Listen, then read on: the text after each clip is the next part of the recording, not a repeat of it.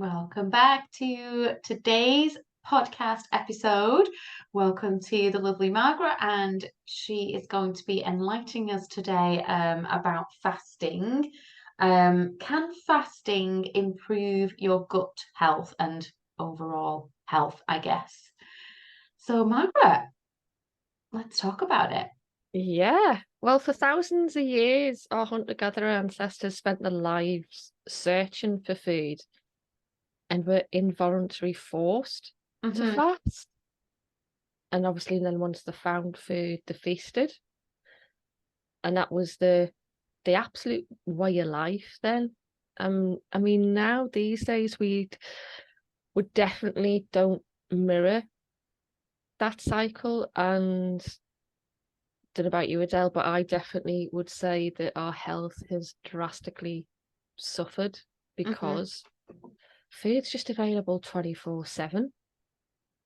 Yeah, absolutely. It's really plentiful now, but we were just talking a little bit before we started recording today, and food is plentiful, but our habits have stayed stuck Yeah. in the past. So I was just saying to Margaret, I do fall into that trap sometimes of, well, it's lunchtime. So we're talking about fasting here, not as in doing kind of like, a week fasting and just Yeah. juicing or something like that. We're talking about kind of like mini fasts, really. So don't be alarmed, that you think, oh God, I can't possibly do that. Which I'm sure Margaret's going to get into. But I just, fall into that pattern a lot of the time of eating because it's the time.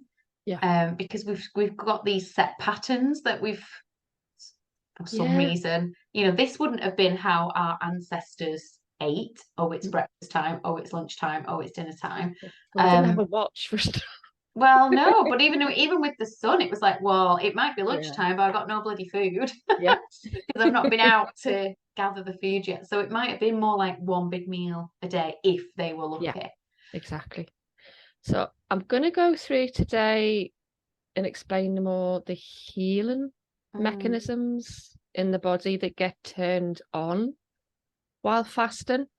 And literally what science is revealing that when we fast, different stages of fasting, how they can affect our healing as well. So I think the best place to start is to understand that we've got two fuel systems where our cells get energy so you can function, which are either sugar or fat. hmm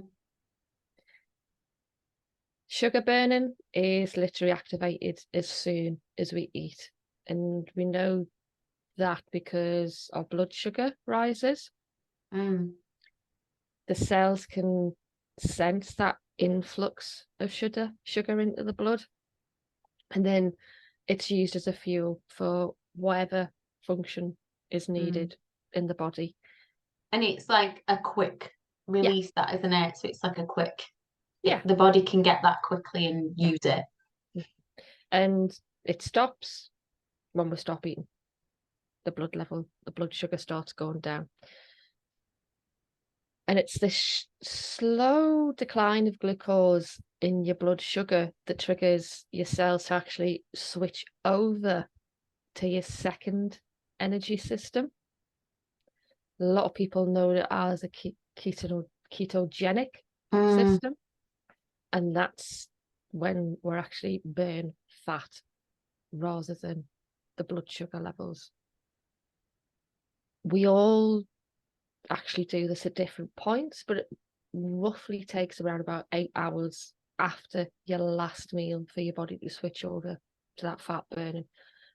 See, if you think about it, this abundance of food constantly 24/7, and we've got into a habit of eating, crikey, I think now some people are eating up to about 15 hours a day or whatever. When you And think just about grazing, it's just constantly Mhm. without waiting for a signal sometimes to be hungry, isn't it? Like I said, just because of that, it's that time of day, people might be in those patterns, but also just modern lifestyle. I know for me, when I'm out teaching my classes of an evening, it does cause us. kind of have it with our eating patterns in the week, it's really hard to kind of eat that meal earlier to give your body time to kind of, relax before bed. So if you're eating later, that window is getting smaller. This Yeah. modern lifestyles, isn't it? People coming in from work late, and by the time you kind of get sat down, it's getting later and later. Mhm.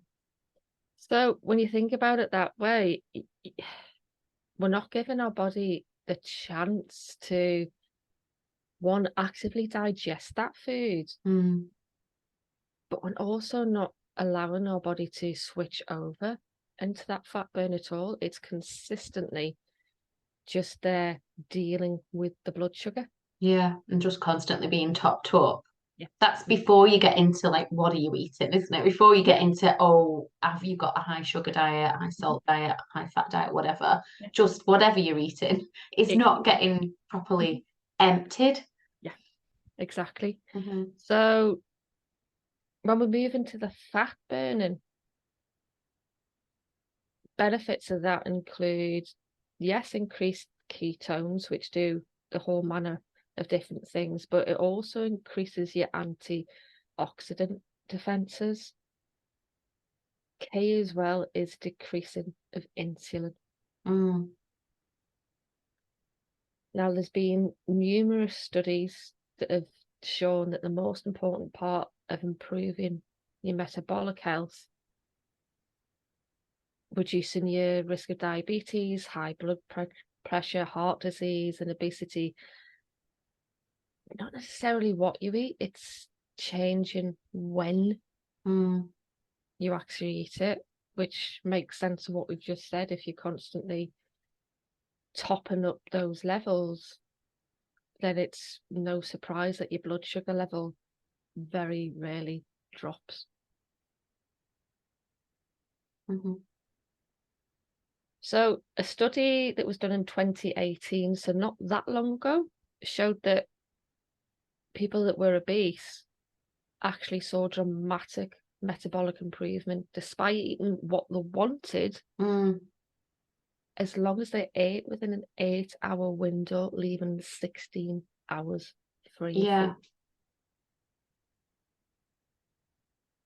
So when you're condensing that eating window, leaving more time for fasting, it ends up that you reduce total body fat percentage, you're reducing your blood pressure and your LDL cholesterol Hmm. as well, which I don't think quite a lot of people think of that when they think of fasting. They just think it's there for weight loss, but it has been proven, and I'll go through quite a lot of them, that fasting isn't just for weight loss at all.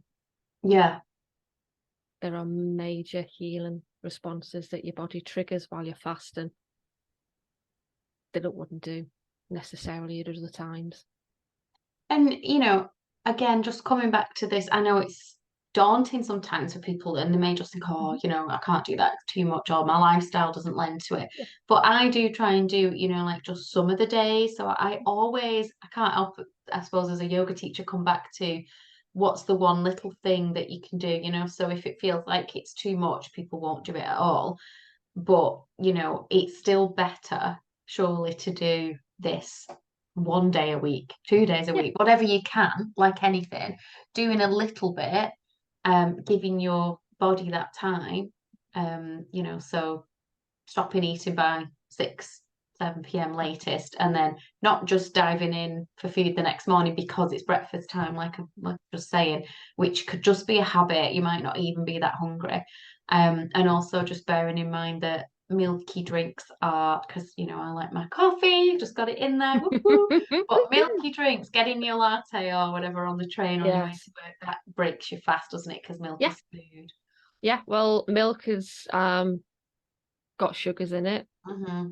so So that is just going to hold raise. off the Yeah. caffeine coffee if it's milky, Yeah. till Black coffee 9, 10 o'clock. can be fine for most people. Hmm. Depends. There are some people where it still may raise the blood sugar levels, but that's up to the individual to find out, to find off. Is normally black coffee's all right. Herbal teas, water, Yeah. And it's just, by the time you've slept, Exactly.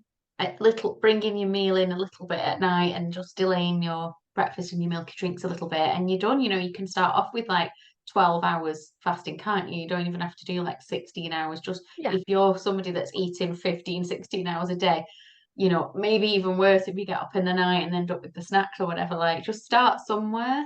Yeah, exactly. Just bringing that evening meal forward a little bit and moving your breakfast Hmm. back a little bit. And that's what when people haven't fasted before, that's Best what to I start, recommend. yeah, best to start small anyway, isn't it? Because Yeah. you don't, because if I don't eat for ages, I feel that's the blood sugar, isn't it? I call it getting wobbly and I Mhm. get shaky. Yeah. Yeah. So there will be some people Mm. that fasting may not work for, but I think virtually all of us can just be more conscious and just bring that last meal forward a little bit and bring your next meal of the day back a little bit, just to give your system that rest and that time to regenerate. Which Yeah. leads me nicely on to ketones, which are the organic compound that your liver makes when your blood sugar drops. And that's the alternative fuel source for your cells when glucose isn't readily available. There's been so much talk of ketone diets, ketone this, Mm. ketone that, but ketones literally are repairing, meaning that they'll go into certain tissues in your body and actually regenerate them, specifically your nervous tissue. They've also got a power to repair neurons that carry information to the brain as well. And the ketones are only activated after a certain amount of fasting. Is that what you're saying? Exactly. Yeah. So think about them like little creatures again, like I do. Fine little by the way my brain works, like the Pac-Mans or whatever going Yep. around your body. So they're not going to be circulating and doing that repairing and hoovering up of things and whatnot if we've not Yeah. If you're given the not in a body time fasted to, state. yeah. Yeah. If you're not in a fasted state. So ketone energy is at a constant level. You kind of, when you do get into fasting, you find that you are normally quite a bit calmer, literally because glucose burning, your Mm, energy fluctuates.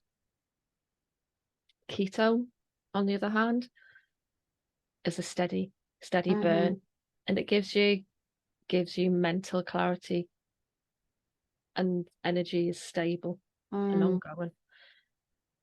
It can also actually turn off your hunger hormone, and this is where I'd give a bit of guidance on this, especially if you're a person who is in disordered eating patterns. mm, I would flag up here that fasting, I wouldn't advise this to people that are currently in disordered eating patterns. mm, I would only advise fasting for people that have, how can you put it,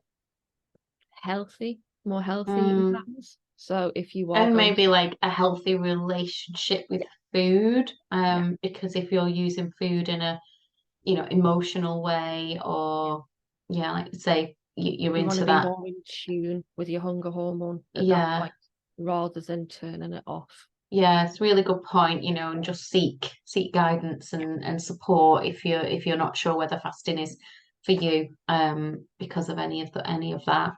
Mhm. Also, as well, a rise in ketones actually releases your calming neurotransmitter, GABA. So that's why you feel more calmer when you are within that fasting state, as GABA has that anti-anxiety effect, leaving you literally more relaxed. Need some of that. So I'll take you a little through what different fasts may do for you. So there's kind of three different lengths of fasts that I will mention here. So there's your intermittent fasting, which is the one that we've mentioned already. That's literally normally up to 12 to 16 hours. A lot of people use that to start off with to bring the weight down, and a lot of menopausal, perimenopausal women can start feeling the benefits of that at different times of the month. Literally because at different times of the month you've got different hormones, and depending on the actual different hormones is depending on time when fasting works its best for you. So for instance, the week before your period is definitely not the time for fasting. So the 12 to 16 hours is your intermittent fasting, and that is a very good place to start, and that can start bringing the belly fat down. Need some of that. Tick. Need the anti-anxiety, calming. We need the perimenopausal help. We need the belly fat. I'm all in. When you think about it, it's kind of logic, because food is there to fuel us, to keep us going, to give us energy, to give us sustenance. But it also rises the blood sugar, which then rises the insulin, which then has effect on the cortisol. So when you think about it, and all kind of makes sense. During the day, don't you, if you're like grabbing for things like coffee and cake and sugary snacks, because you feel like your energy's depleted, you do get that whoosh of energy, but then you get the crash and the drops, you get the spikes and the drops. So it's anything you can do to help keep things a bit more even, especially if it's quite accessible, like just doing that 12 hours to begin with. You've then got a further state of fasting, which is called autophagy. And that is when you're actually repairing and starting to remove diseased cells. So instead of looking for nutrients outside the cells when food is scarce, that is basically when you're fasting, the cells turn within and eat what's actually inside. And when you break down the word autophagy, it means self-eating. Sounds disgusting. Yeah, it does. That doesn't sound. But when you think of it, it's literally detoxing yourself. Depends which part of yourself you're eating.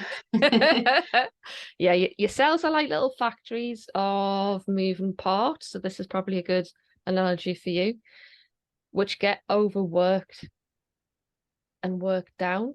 And once that happens, they can't do the job effectively.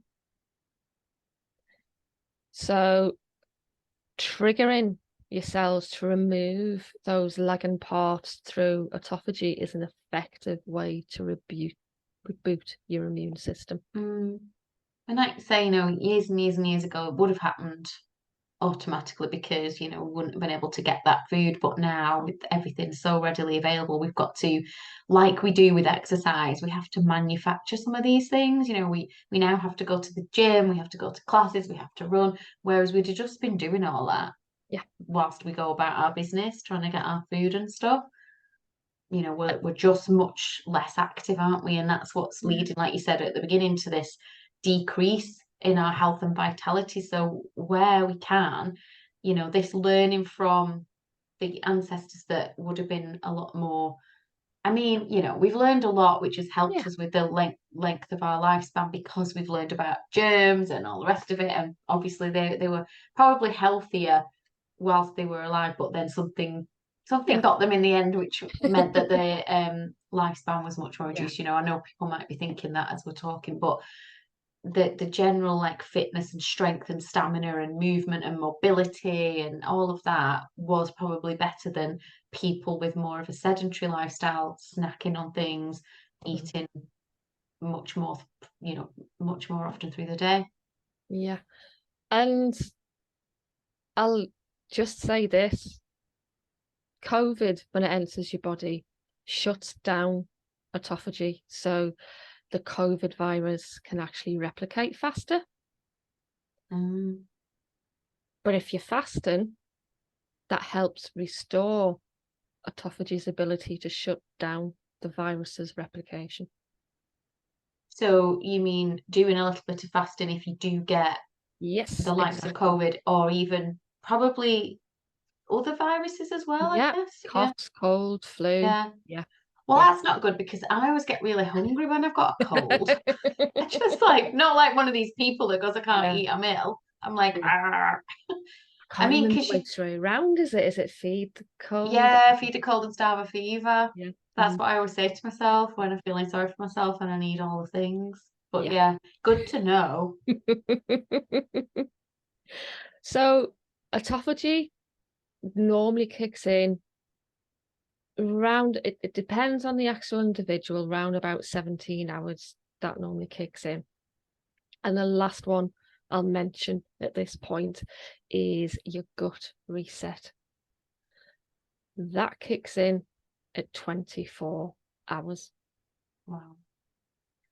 And I don't think I've ever fasted for 24 hours. I know you've just done it because we just spoke about it. And I'm like, what? yeah, and with 24 hours, you're actually reinvigorating your stem cells that live in the Mm. lining of your intestinal tract, which allows them to repair the damage from the likes of stressful living And maybe or doing that diet. again, just to make it a little bit more accessible, maybe doing that over a weekend, if you've got a busy working life, it might not be as doable if you're getting up, you're catching the train, you're going to work, you kind of need more energy, maybe doing it on your day off or the weekend or something like that, where you can just be a little bit more relaxed and at home and that is just drinking what we said before, the water, the herbal. You're not having any milky drinks in that period of time. Correct. Yeah. Um, so I'll kind of finish up on this, and I think this might be another podcast, Adele, of what foods are beneficial to avoid that can actually make you hungrier, Yeah, which if sounds you are like doing a fast, definitely don't want you done. And foods to have after a fast as mm, well, because what I would say if you have been fasting, it's not best to dive in with your high carb foods when you mhm. come off straight off a fast, because if you think about it, you're just going to send your insulin level straight back right up the top. So there's different foods that you can do it with. But what I will say, if you want to start fasting, start off slow. Mm, If you've not fasted before, just bring back an hour, mm. bring your breakfast forward an hour, and then work it up from there. So